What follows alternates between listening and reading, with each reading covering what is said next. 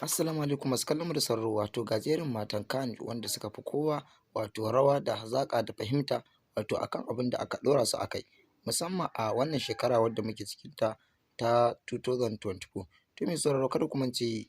ku garzo cikin YouTube channel namu mai albarka mai suna Hausa 24 TV. Ku daure ku danna subscribe sannan ku danna mana alamar ƙura domin samun shirye-shiryen mu akan lokaci da zarar mu ɗora. Wato Arin Zango ya fito yana taka rawar gani tare da waɗannan matan Kano wanda Adam A Zango kun san babban jarumi ne a masana'antar Kano wato kuma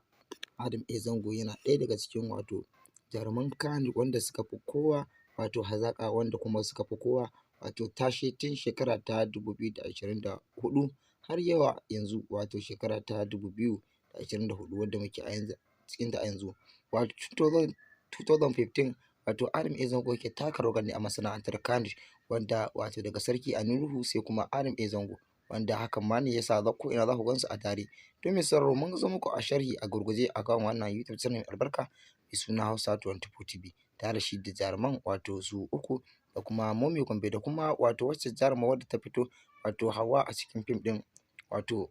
mai suna Gidan Badamasi wato da kuma babbar jarumar wato ɗaya da kowa ya san babbar jaruma wanda ta kasance a cikin fina-finai da dama wato musamman na Kano wanda muke cikinta a yanzu. To mai sauraro kada ku mance ni ne naku wanda na saba kawo muku wato sharhi akan Kano da kuma tarihin rayuwarsu. To mai sauraro kada ku mance kuna cikin tashar nan ne mai albarka. Kada dai ku shafa'a muna so ku daure ku danna subscribe sannan ku danna alamar ƙararrawa sannan ku danna mana alamar like samu so kuma mu ji ra'ayinku wato a comment section da kuma wato wa'annan babbar jaruma musamman Momi Gombe ta tara mazoya a ɗimbin wato kafafen sama zumunta wato da musamman da shi ma Adam A Zango yana da ɗimbin masoya a wato Najeriya da kuma ƙasashen ƙetare. Mun gode sosai.